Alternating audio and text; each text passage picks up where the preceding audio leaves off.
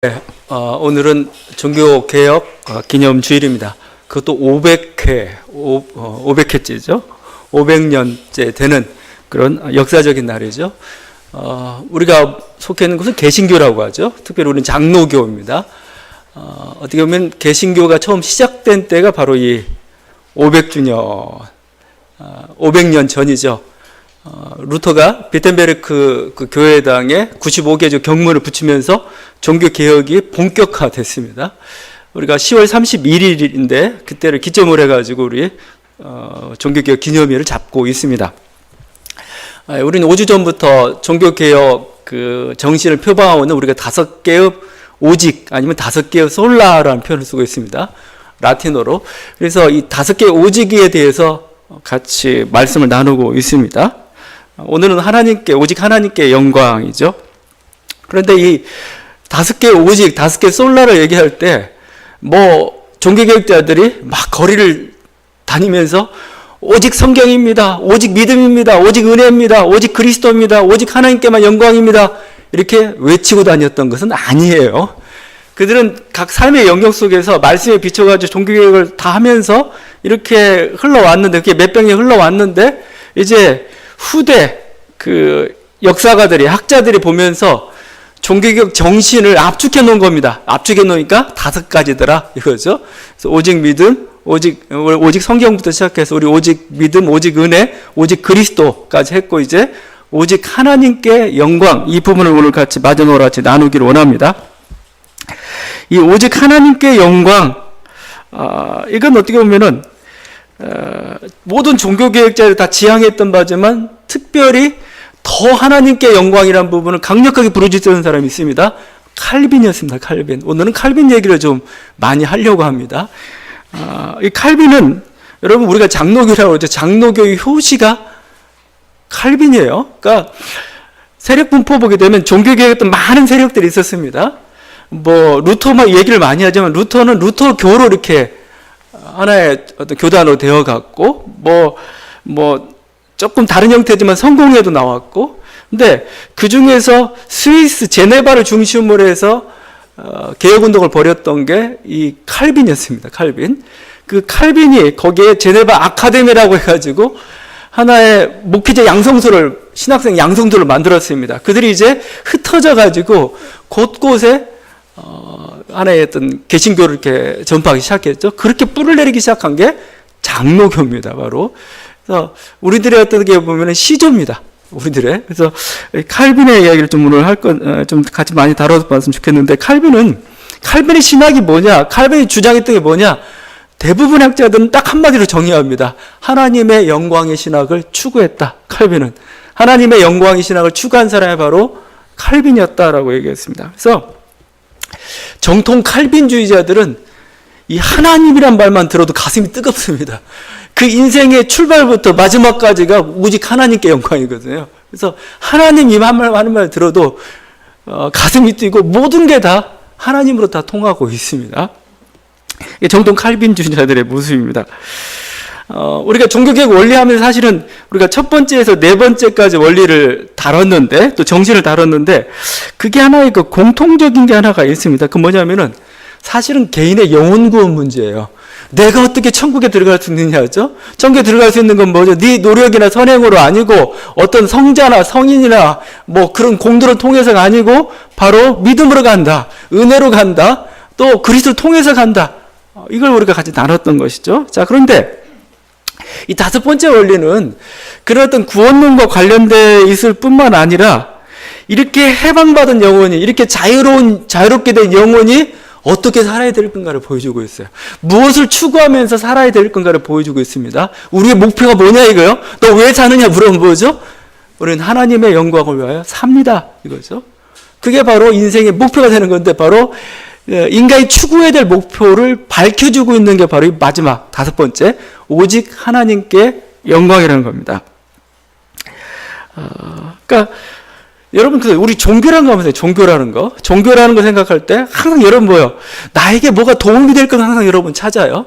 나에게 어떻게 합니다. 그런데 칼빈은 그게 아니라는 겁니다. 종교라는 것은 참다운 신앙이라는 건 나에게 어떻게가 아니고 너를 찾지 말고 하나님을 찾으라는 겁니다. 하나님.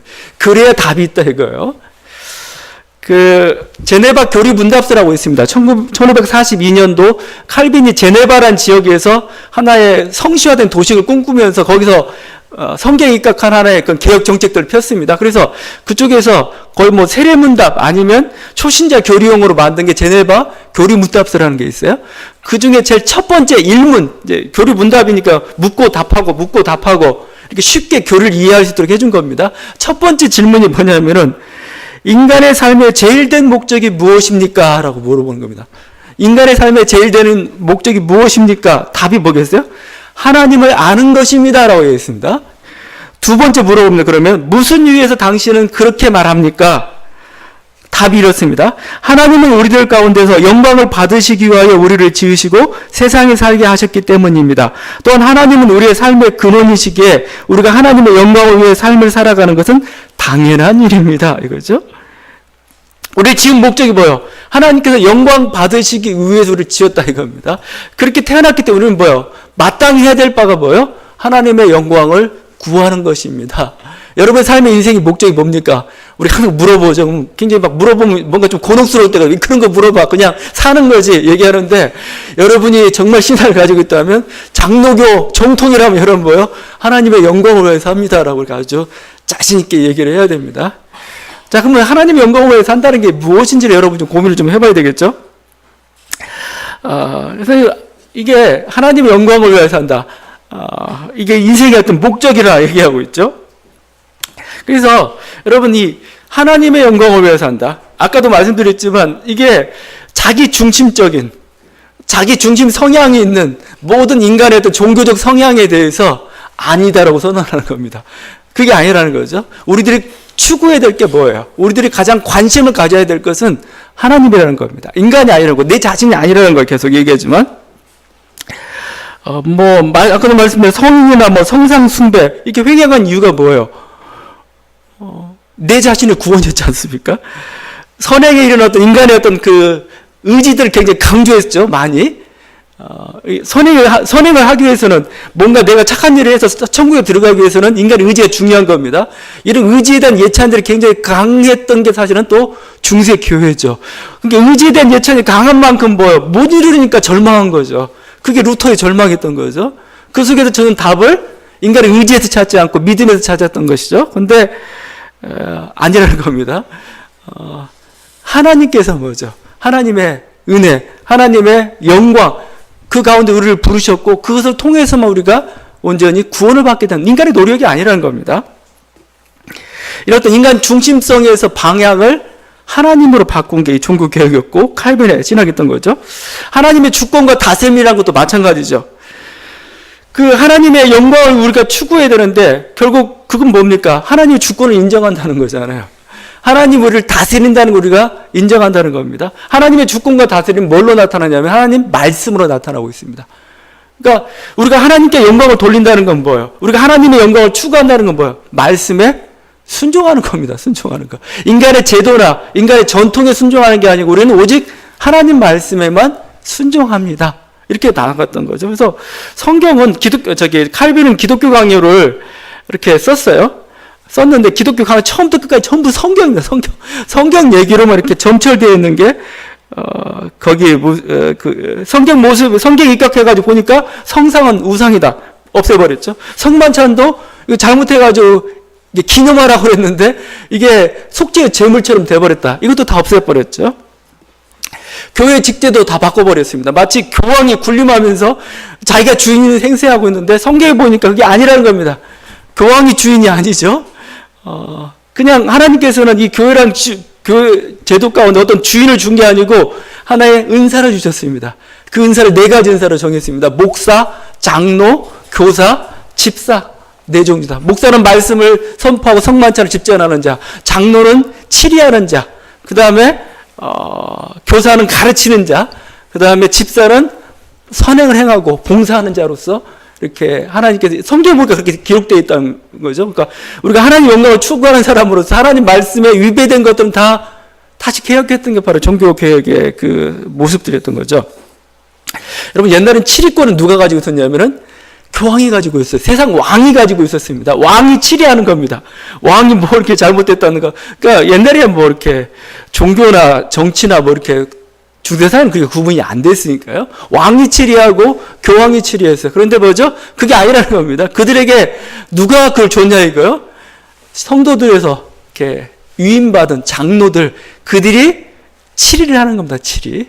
치리라는 게 뭐예요? 도덕적인 거, 아니면 교회 예배와 관련된 것들, 어떤 교리와 관련된 것들 평가하고 판가름하고 거기에 따라서 방향을 제시해주는 게 치리 아니겠습니까?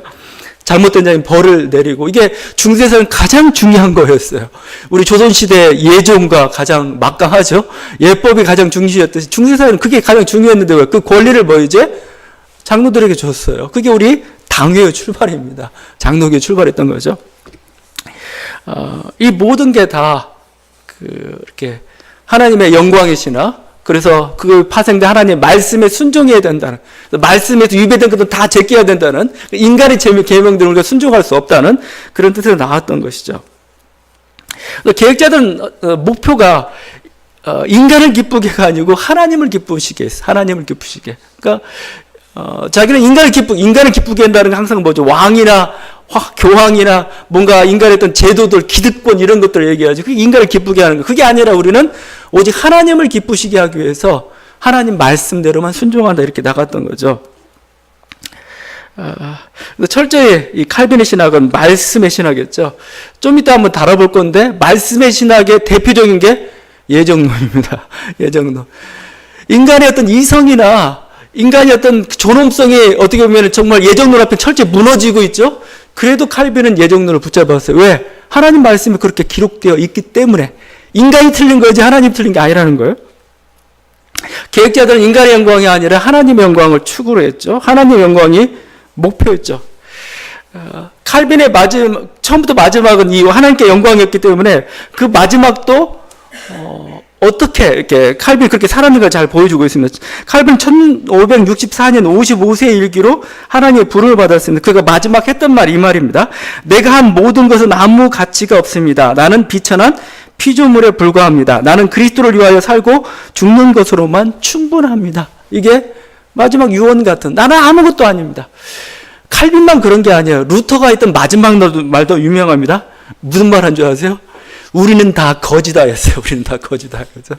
그 여러 가지 의미가 있습니다. 여러 가지 의미가 있지만 하여튼 인간이 가져온 어떤 비천함, 또 인간이 마땅해야 될 어떤 겸손함, 반대로 하나님께 영광을 돌리는 그 삶의 모습이었던 거죠. 제가 눈이 이렇게 여러 번 말씀드렸는데, 그래서 칼빈은 사람들이 자기를 경배할까봐 자기가 죽었는데 결코 묘비를 세우지 말라고 그랬습니다. 묘비를 세우지 말고 그냥 공동묘지에 같이 묻으라고 그랬어요. 자기 개인 무덤 하지 말고 공동묘지 많은 사람 죽어가는 그 무덤에 같이 다 묻어라 얘기했습니다. 여러분 칼빈이 얼마나 대단한 사람이면 아까도 얘기했지만 이 제네바시의 거의 교주 같은 사람이 돼버렸어요. 나중에 보게 되면 제네바 아카데미를 통해서 수많은 제자들이 전 세계에 흩어져 있는 그런 사람에서 칼빈을 추앙할 만한 그런 하여튼 그런 위험성이 있었습니다. 그런 위험성을 내다보고 뭐예요? 절대 묘비명 세우지 말라 그랬습니다. 그래서 칼빈의 유언대로 칼빈은 뭐예요? 묘가 없어요. 묘비가 없습니다. 그냥 묻혔어요. 그냥 어디 그냥 이쪽 지역에 묻혔다 뭐 이 정도밖에 기록이 남아있는 게 없습니다. 근데 인간은 좀 그렇지 않죠. 인간은 항상 뭐죠? 뭔가 이렇게 인간을 추앙하고 기념하려고 자꾸 그래요. 지금도 뭐 동상도 세워놓고 막 그러잖아요. 어떻게 보면 칼빈의 유산과는 그 유언과는 맞지 않는 건데, 이 칼빈의 유언은 266년 후에 깨어지고 말았어요. 어떤 사람이 칼빈을 흠모했던 나머지 칼빈의 묘를 어떻게 지역을 찾아가지고 거기다 묘비를 세웠습니다. 근데 정확한 건 아니에요. 아무도 모르니까. 하여튼 대충 이쪽 지역이다라고 하고 묘비를 세우고 이름을 쓰려고 그랬는데 그 칼빈의 그 유언 때문에 이 사람이 그 이름을 다 못 쓰고 그냥 이니셜만 새겨놨어요. J하고 C로. 요한 칼빈이잖아요. 그래서 뭐 불어는 장 깔뱅인가 모르겠네. 하여튼 J하고 C만 새겨놨어요. 묘비명을 세우지 말라는 그 칼빈의 엄명 때문에 이름을 다 밝혀놓지 못했던 거죠. 그런데 그로부터 169년이 지난 1999년에 드디어 제네바 시의회에서 칼빈 묘에 대한 대대적인 성역화 작업을 벌이기 시작했습니다. 결국 정식 묘비를, 아마 칼빈 탄생 500주년 기념하고 뭐 여러 가지 이유가 있었겠죠. 그래서 결국은 정식 묘비를 세우고 말았는데, 정확한 묘자리도 아닐 뿐만 아니라 칼빈이 원하잖아요. 그러면 왜 칼빈은 이렇게 했느냐? 자기 이름을 높이길 원치 않는, 자기는 그냥 비천한 사람일 뿐이에요. 그냥 종으로서 충성했을 뿐이고 오직 영광을 받을 뿐 하나님인데 자기가 영광을 받는 거에도 자기는 감당 못하겠다는 거죠. 근데 인간들은 자꾸 인간을 높이고자 하는 그런 어떤 욕망들이 항상 있어요. 뭔가 이렇게 공산주의 사회가 더 그런 것 같아요. 뭐 이렇게 뭐 베트남이나 저쪽 러시아도 그랬던 것 같아요. 북한이나 뭐 그냥 인간을 막 높이고 신격화하는 것들이 있는데 종교개혁 정신에서는 칼빈을 따른 장로교 정신은 절대 그렇게 가능하지 않습니다. 오직 영광은 하나님께고 인간은 아무것도 아닌 그런 존재고 그렇죠. 종교개혁 500주년을 맞이하면서 한국교회 곳곳에서 기념 행사나 세미나가 많이 열리고 있습니다. 뭐 곳에 열리고 있는데 지난주에 가장 큰 아주 거대한 하나의 뭐 축제라고는 그렇죠. 거대한 어떤 팡파레가 울리는 그런 엄청난 어떤 기념비적인 하나의 축제가 있었습니다. 제가 기념비적인 축제라고 얘기했는데 좀 안 좋은 거였어요. 그 서울 동남쪽에서 일어났는데 그 예장 통합 즉 동남노회에서 명성교회 세습 합법화 시도를 했습니다. 그냥 종교개혁 500주년을 맞이해가지고 인간이 주인임을 밝히기 위해서 그들은 한 군데 모여가지고 야 명성교회 아들에게 대를 이어서 물려주는 게 타당하다는 그런 합법화 시도를 했던 거죠. 근데 그 과정이 굉장히 불법적인 과정이었어요. 그리고 총회법에도 위배되는 거고 교회의 주인은 누구냐 이거. 주님이시라는 거죠. 우리가 하나님의 교회라고 하죠. 하나님의 교회. 하나님이 주인이신 교회가 인간이 주인이 되어버린 어떻게 보면은 그런 500주년을 맞이해가지고 아주 아이러니하게 바로 그런 일이 벌어졌던 거죠. 그러니까 교회를 하나의 기업으로 취급한 거죠. 여러분 기업 같은 건 뭐 자기 자식에게 물려주는 건 당연한 거잖아요. 내 건 내가 물려준다 이거죠. 교회를 그렇게 생각한 거예요. 교회를 내 거라고 생각한 겁니다. 내 건데 내가 많이 가지고 남에게 주기 아깝다는 겁니다. 내가 가지고는 뭔가 이렇게 있어요. 근데 그거 흠집 드러나기 싫다는 겁니다. 아들에게 물려주면 좋을 거라고 해서 그렇게 한 거죠. 어떻게 보면 개인의 인간의 욕망이죠, 욕망. 뭐 그 모습을 보니까 어떻게 보면 종교개혁 시대에 없어졌던 교황제가 다시 개신교회는 다시 등장하고 있는 것 같아요. 교황. 뭐 그야말로 어떤 그 한 대형교회 어떤 한 인물이 그 추앙받고 존경받고 또 그가 권력과 영광을 다투리면서 권세를 행하는 모습을 보게 되면은 교황 저리 가라요. 교황 저리 가라. 김사환 목사님도 머슴 목회로 유명합니다. 머슴 목회, 머슴. 근데 머슴이 아닌 것 같아요. 상머슴 뭐라고 해야 되나 이게? 이게 제가 항상 아이러니한 게 교황도 여기다가 이렇게 후드 같은 데 있어요. 여기다 항상 뭐라고 쓰냐면 그리스도 종 중의 종이라고 써요. 종 중의 종이라고 썼는데 그 말이 전 헷갈릴 때가 많아요. 종 중의 종이니까 가장 낮은 종이라는 건지 종들 중에는 가장 으뜸이라는 건지 제가 잘 모르겠어요. 이게 근데 하여튼 뭐 머슴 하더니 이게 무슨 머슴인지 그냥 마름 그냥 뭘로 못된 마름인지 모르겠는데 하여튼 다 모든 권력과 영광을 다 가져갔죠. 그 모습이 바로 교회 세습으로 나타나고 있게 이게 대형교회를 중심으로 유명한 뭐 대형 인천 순복음교회부터 시작해가지고 충영교회 시작해서 뭐 광림, 뭐 임마누엘, 뭐 저쪽에 누구냐 하여튼 뭐 유수한 교회들 다 그런 일들을 행했어요. 내 거라는 생각이 내 거라는 거. 주님께 아니라는 거야, 주님께. 벌써 인간이 모든 권력과 영광을 누리고 있는 그 모습이고 성도들도 그걸 용납을 해요. 성도들도. 보면 투표하면 그냥 다 통과를 시켜줘요. 성도들도 문제가 있습니다. 최소한 아니오라고 저항을 하든지 아니면 뭐예요? 그만 다녀야 돼, 그 교회. 우리 교회로 오시지. 안 와요, 안 오고. 이게 봐가지고 이게 하나님 뜻이 아니다라고 싶으면 아니다라고 얘기하죠. 여러분, 프로테스탄트라고 우리는 얘기하죠. 프로테스탄트. 저항자입니다, 저항. 그 유명한 그게 이 개신교 신앙 믿는 사람들이 황제 앞에 불려왔어요. 거기에는 뭐 그냥 일반 목회자들도 있지만 영주들도 있고 믿는 제후들도 있고 막 그랬습니다. 개신교 신앙을 믿는 그들이 황제 앞에서 잘못하면 죽어요. 자기가 가지고 있던 모든 그 영토도 다 뺏길 우려도 있습니다. 근데 그때 했던 게 뭐예요? 이게 제가 독일을 잘 못해가지고 비어 프로티스 티어렘 이런 식으로 나가요. 그래서 우리는 저항한다입니다. 우리는 저항한다. 우리는 저항한다. 이거에 저항한다. 우리는 이런 신학에 대해서, 무슨 이거에 대해서 우리는 저항한다 해가지고 결국 뭐라고 보나요? 저 저항자들이라고 불렀어요. 그게 프로테스탄트입니다. 그게 프로테스탄트. 그러니까 우리는 하나님 말씀에 대해서 아니면 뭐야? 아닙니다라고 얘기하는 거예요. 이게 하나님의 영광의 신학입니다. 영광의 신학, 하나님 말씀을 더 중요하게 여기는 거죠. 인간에 대해서가 아니고요. 여러분, 어떻게 보면 그래서 이건 어떻게 보면 공교회라고 좀 부르기가 좀 민망해요. 이쪽 교회를 공교회라고 부르기를. 그냥 어떻게 보면은 그러니까 자기 행복을 추구하는 집단이지 하나님의 영광을 구하는 집단, 교회는 아닌 것 같아요. 이건 우리 교회도 마찬가지이죠. 이게 우리 교회가 그냥 친목이고 친경가, 교회를 왜 세웠는가? 칼빈의 얘기나 종교개혁자는 하나님의 영광을 위해서 세웠다라고 말씀하고 있거든요. 그걸 추구하지 않는 교회라는 것은 그건 뭐예요? 그건 인간의 친목 집단일 뿐입니다. 어떻게 보면 나의 행복을 위해서, 나의 안정을 위해서 뭔가 필요한 하나 이익 집단일 뿐이에요. 잘못하면. 우리 인생의 목표도 마찬가지죠. 우리 인생의 목표가 무엇인지 한번 이 말씀 속에서 좀 정할 수 있기를 바랍니다. 하나님의 영광이 여러분 될 수 있기를 바랍니다. 내 인생을 통해서 하나님의 영광을 드러내는 것, 이게 제 인생의 목표입니다. 그렇게 되기를 바라요. 우리가 이 하나님의 영광을 드러내는 자꾸 얘기하는 거면 하나님의 영광을 어떻게 드러낼 수가 있는가? 칼빈의 제네바 교리본다 제 7문입니다. 7문의 7번째 문항에서 이렇게 묻고 답하고 있습니다. 하나님께 영광을 바르게 돌리기 위한 방법은 무엇입니까? 답이 이거예요. 그것은 하나님을 전적으로 신뢰하며 그분의 거룩한 뜻에 복종하면서 하나님을 섬기고 우리의 모든 어려움 중에서 그분에게 도움을 청하며 그분 안에서 구원과 모든 좋은 것이 하나님으로부터만 나온다는 것을 마음과 입으로 표현하고 인정하는 것입니다. 이게 하나님께 영광을 돌리는 거란 겁니다. 여러분, 하나님께 영광을 돌린다니까 너무 복잡한 거 원하는 거 아니에요. 여러분이 위대한 일을 하고 뭔가 큰 일을 해가지고 하나님 제가 영광을 돌렸으면 내가 승리하고 하나님께 제가 영광을 이게 아니라는 겁니다. 하나님이 영광이 부족한가요? 하나님은 전능하고 모든 영광을 다 누리고 있습니다. 부족하지 않아요. 전혀 부족하지 않아요. 그럼 내가 하나님께 영광을 구한다는 건 결국 뭐냐는 거예요?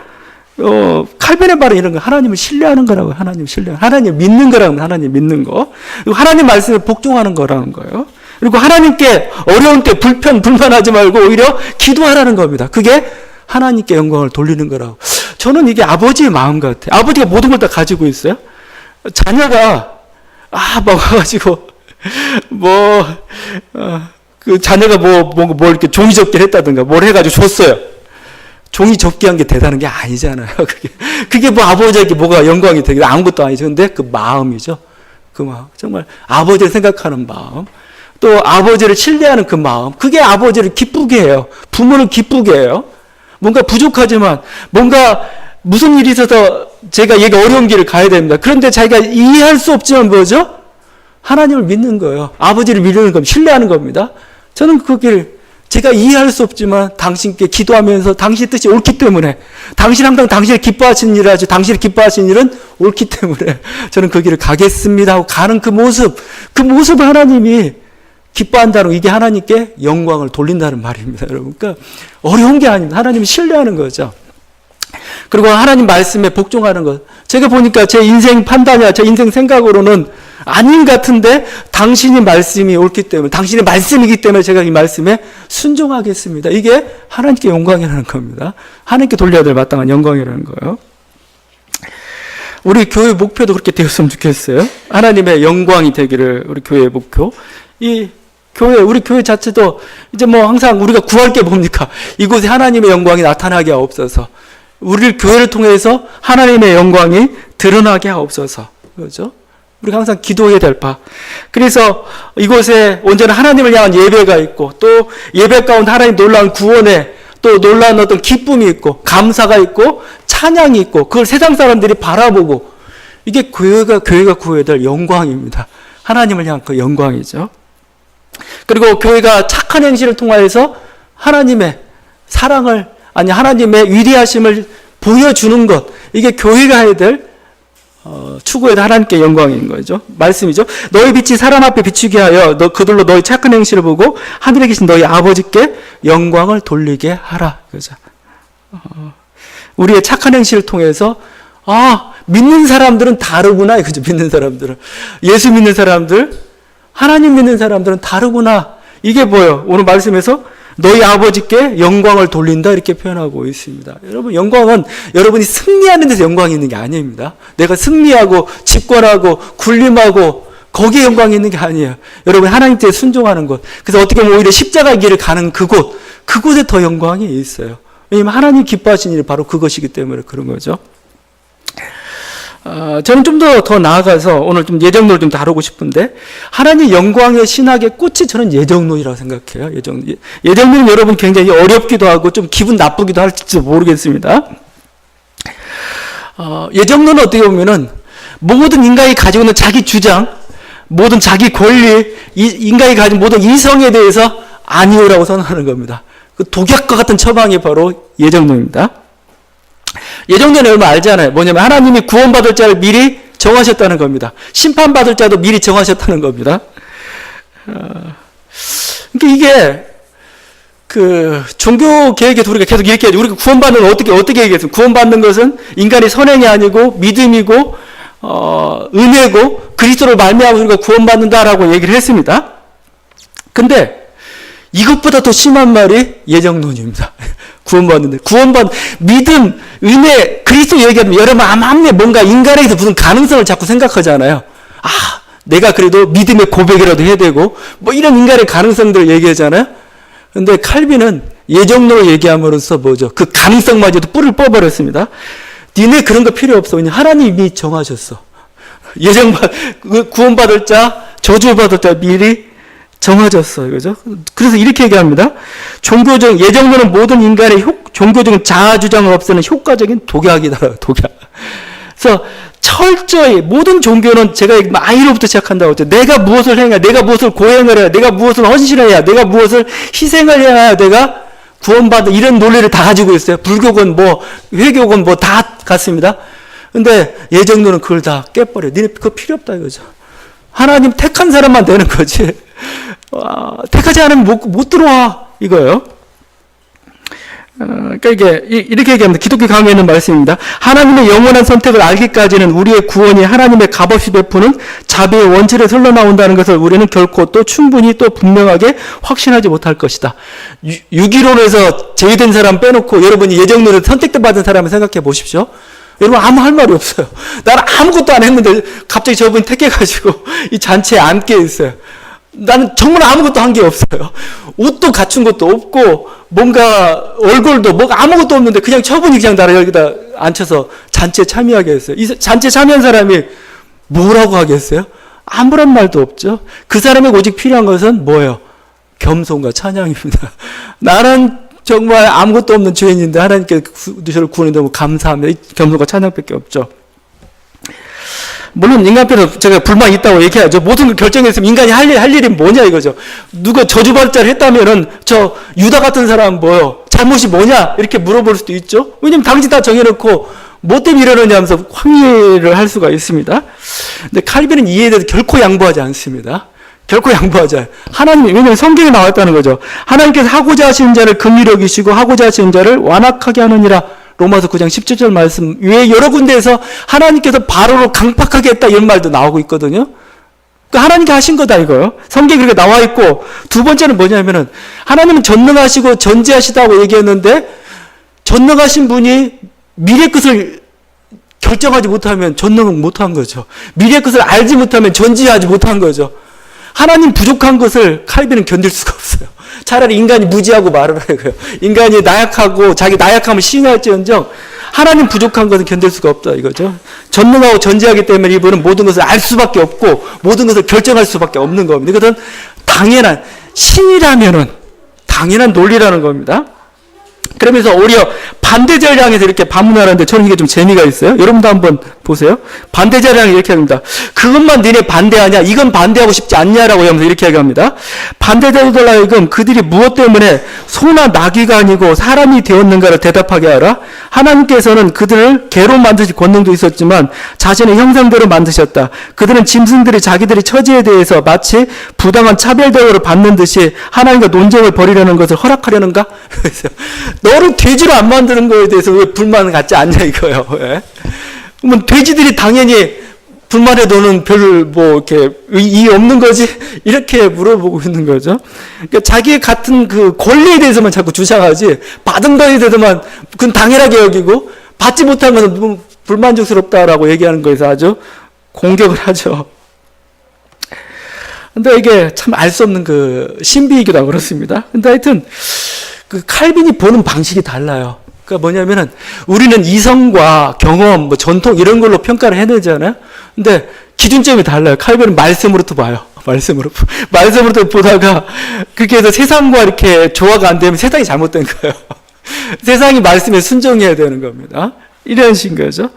우리가 하나님께 물어볼 게 많죠. 왜 타락을 허락했는지, 왜 악이 있는지, 왜 지옥이 있는지, 왜 고통이 있는지, 당신 사랑이시다면서 왜 그러느냐 이거예요. 그런데 이 모든 것에 대해서 칼빈은 뭐라고 답하고 있냐면은 하나님이 기뻐하시는 가운데 그렇게 결정하셨다. 그렇게 결정하셨다. 너희는 알 수 없을 거다. 너희는 알 수 없을 거다. 이거죠. 그분의 결정은 뭐예요? 옳기 때문에 만약에 악한 것처럼 보이자면 뭐예요? 악한 게 아니다. 이겁니다. 결국은 하나님께 영광이 될 것이다. 이거예요. 그래서 차라리 이렇게 합니다. 우리가 해야 될 것은 변론과 불만이 아니라는 겁니다. 그 앞에 겸손하게 무릎 꿇고 자기의 부족함 인정하라는 겁니다. 이런 겁니다. 나는 기품 앞에서 떤다. 그대는 이론을 말하라. 나는 찬탄하겠다. 그대는 변론하라. 나는 믿겠다. 나는 기품을 본다. 그러나 밑바닥에 미치지 못한다.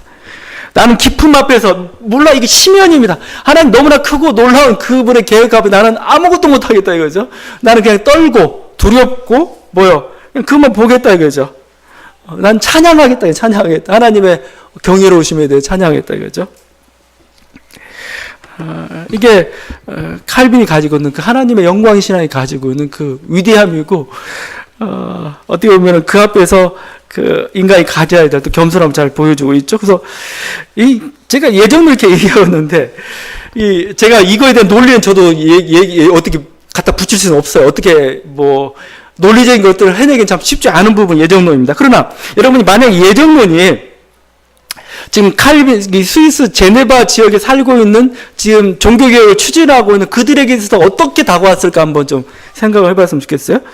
지금 막 교황 세력이나 어떤 그 위협들이 막 스위스 제네바는 작은 도시고 종교개혁지들은 조금만 이렇게 그야말로 해방구처럼 조금씩 이렇게 그 신앙의 어떤 영역을 높여가고 있는 그런 순간입니다. 지금 주도권을 교황이 갖고 있고 황제가 어떤 군대의 권세로 막 위협하고 있는 그 순간에 그들이 느꼈던 이 만족감을 여러분, 안심, 확신이죠. 저들이 아무렇게 저렇게 무력으로 우리를 도발하고 그러지만 우리의 구원은 흔들리지 않는다 이거죠. 왜냐하면 하나님이 예정하셨기 때문에, 우리를 택하셨기 때문에 우리는 흔들리지 않는다. 우리가 인생을 살다 보면 분명히 넘어질 때도 있고 연약해서 뭔가 배교할 만한 그런 위험도 있을 때도 있을 것이다. 그러나 우리 구원은 확실하다 이겁니다. 왜냐하면 하나님이 예정하셨기 때문에. 그들이 가지고 있었던 그 어떤 확신들, 만족감들을 우리가 한번 상상해 볼 수 있길 바랍니다.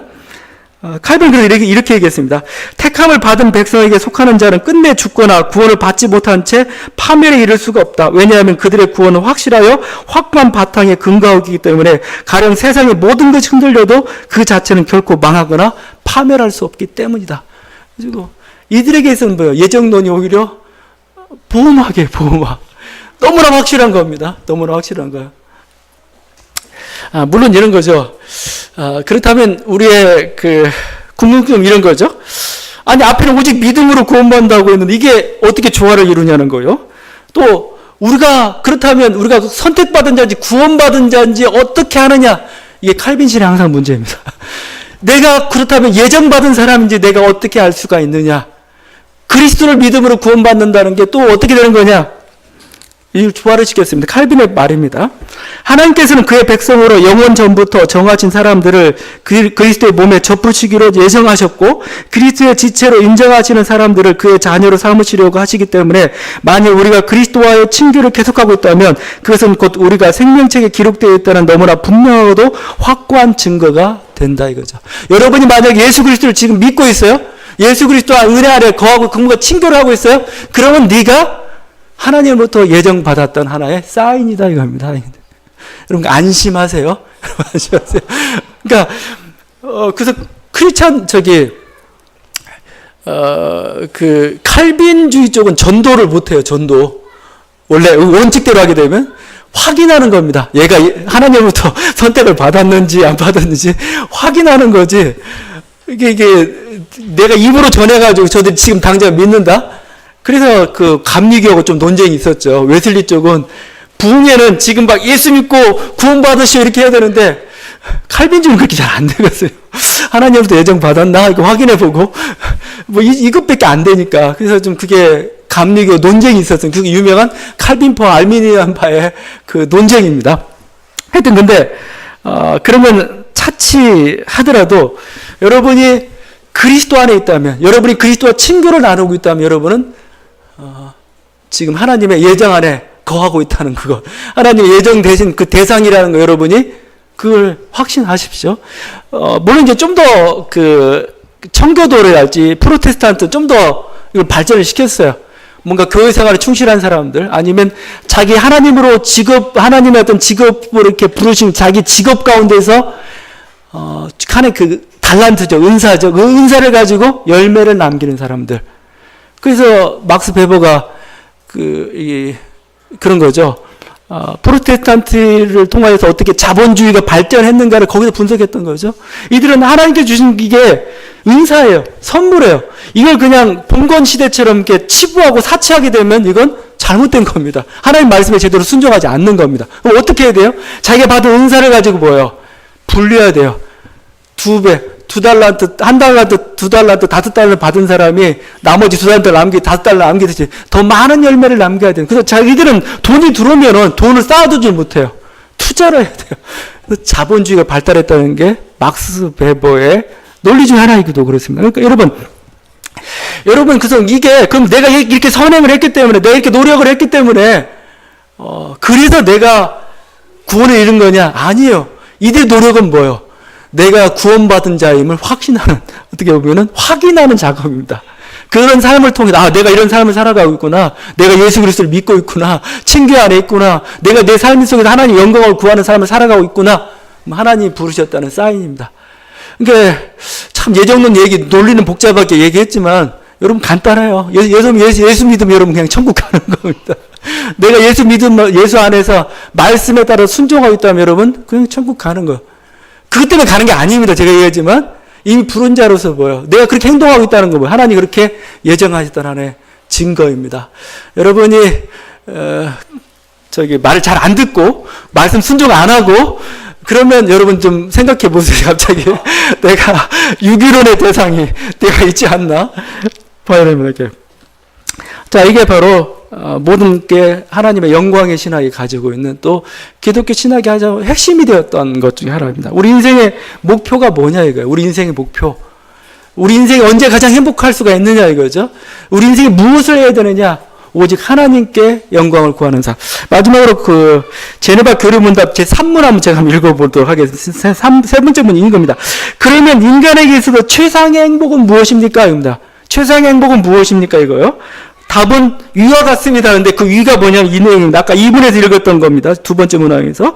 하나님은 우리들 가운데서 영광을 받으시기 위하여 우리를 지으시고 세상에 살게 하셨기 때문입니다. 또한 하나님은 우리의 삶의 근원이시기에 우리가 하나님의 영광을 위해 삶을 살아가는 것은 당연한 일입니다. 하나님의 영광을 위하여 사는 게 인간의 최상의 행복입니다. 라고 얘기했습니다. 여러분. 하나님은 영광과 우리를 지으셨고 뭐죠? 우리가 그 하나님의 영광을 위해서 이렇게 살아간다면 뭐예요? 우리 인생이 오류가 없어요. 우리 인생이 제대로 된 목적을 이루어가고 있는 겁니다.